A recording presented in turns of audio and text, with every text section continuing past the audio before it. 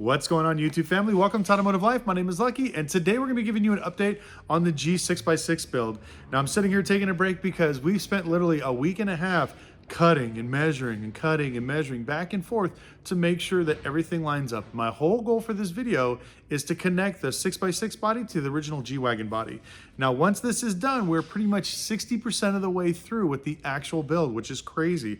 It's moving along a lot faster than what I originally thought, but a lot of the attention to detail is what's going to take us the most amount of time. But we've already got the frame done, which we're going to walk over and talk about what we're going to do to that. And then also we're going to start showing you what we're going to do with the body and some of the other features we're going to be adding on to that. And if you guys don't know already, this build is sponsored by Luxury Lease Partners, but more on them here in a little bit. Sorry, the shop is a bit of a mess. As you can see, I've been cleaning off the components for the suspension so we can paint all this stuff and add it to the new frame. I still got to cut off some parts over there. The axles are still sitting there, ready to go to Bill Rader. I didn't realize how heavy those things were. It's been a pain in the butt, so I'll have to get to those here in a little bit. And let's go over here to the frame. Now, the frame, like I said, has already been cut, painted. It's ready to rock and roll. It's all done.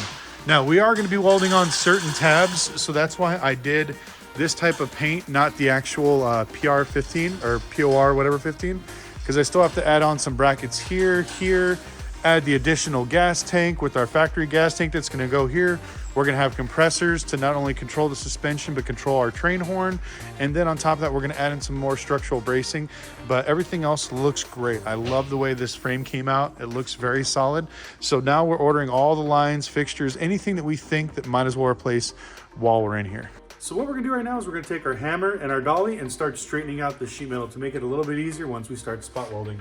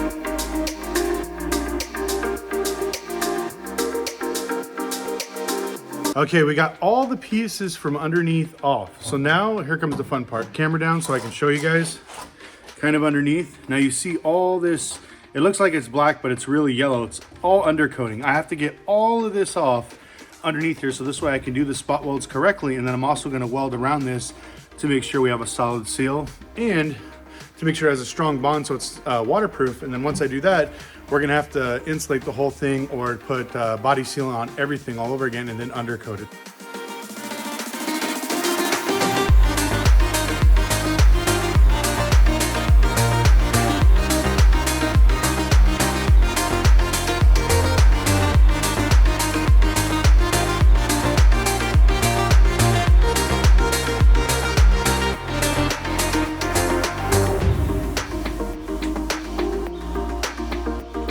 All right, guys, it is looking good. So let's go ahead and get a closer look. As you can see up at the top of the body, we're gonna actually have to take a straight edge, line this up, cut this piece off. Also, we have the drip rail here that we're gonna have to actually cut the top part of the sheet metal and get underneath so this way we can get a good solid firm hold and weld it all the way across. The most important part, as you can see, it's almost level. We're gonna just slide these two together and weld them, but as you can see, this is completely flush with the new body and this one's kind of cut out. Now, the reason why I did this is, like I said before, you can always measure 6 times and cut once. I'd rather measure 6 times and cut 6 times because when it comes to custom builds like this, nothing is square, nothing is symmetrical. So what we're gonna do is we're gonna peel it back little by little and put the body together. Now, once we do this, we're gonna go ahead and we're actually gonna tack weld a lot of this in place. Now, once we do that, we're gonna go over here to the actual frame. We're gonna grab the frame, roll it underneath the car, and make sure that all the mounting points fit correctly. There's no buckling, there's no issues. We're gonna go ahead and torque it down and then start to finish the welding in the inside of the body. And once that's done, we'll go ahead and remove the frame. We'll finish the outside, do the welding all underneath, all on the outside and the quarterback here, make sure everything is solid so this way we have no problems. After 24 hours, we're gonna grind it, primer it, and then we're gonna go ahead and put seam sealer all the way across to make sure that it's watertight.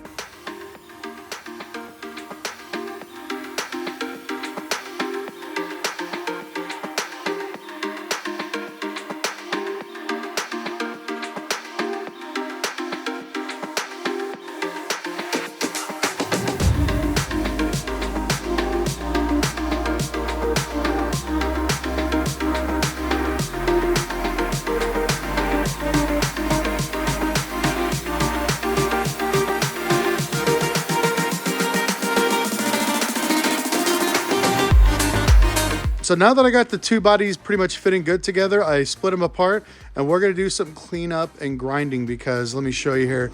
As we slide underneath, you could see that here is the factory frame and then around it is where I'm gonna be welding to.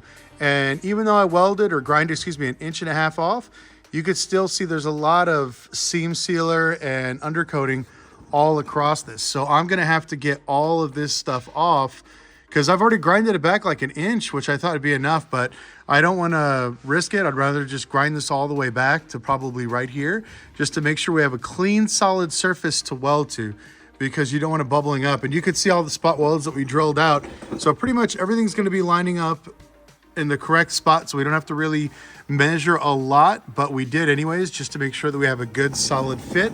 And then, like I said, once we're ready to assemble it, we're gonna put it on the frame and then weld it. It's finally here. The body is actually one now. Now I gotta push back about 1.5 inches because I'm gonna be grinding and clearing some more stuff so I can do some good welding. But what I'm gonna be doing now is bringing over the frame, putting it underneath the body and starting to stitch weld the whole thing together. Now I wouldn't have been able to do this without your guys' support and also the sponsor of the build, Luxury Lease Partners. They're an amazing group of car guys that actually own a finance company. If you're looking for a new, used, or whatever kind of crazy exotic car, classic car, even a luxury car, they have you covered with amazing leasing options to fit anybody's budget. Now, the great thing is you can actually call them to get pre-approved. It's not a crazy complicated process. It just takes 15 minutes on the phone, talk to a real life human being to find out if you get approved for whatever vehicle you want. And if you don't know what car you want and you're looking for something, don't worry. They have an amazing dealer network of people that they work with to help you find your dream car. So they're helping me build my dream car. They can help you guys get your dream car as well. So make sure to reach out to them. I'll leave a link in the description plus with their phone number. I want to thank Luxury Lease Partners so much again for helping me build my dream car. I wouldn't have been able to do this without these guys, and I can't wait for the body to actually be put on the frame. And then after this, it's off to paint. Now, I want to thank you guys so much for watching. If you have any questions, please leave in the comment section below. It's been a crazy journey. I'm super excited. Also, let me know what you guys think of my Tesla car review. I posted that one just yesterday. Hopefully it's got a lot of traction, but I'm super excited. But I want to thank you guys so much for watching again. One more time, please like, subscribe, whatever else, and we'll see you next video.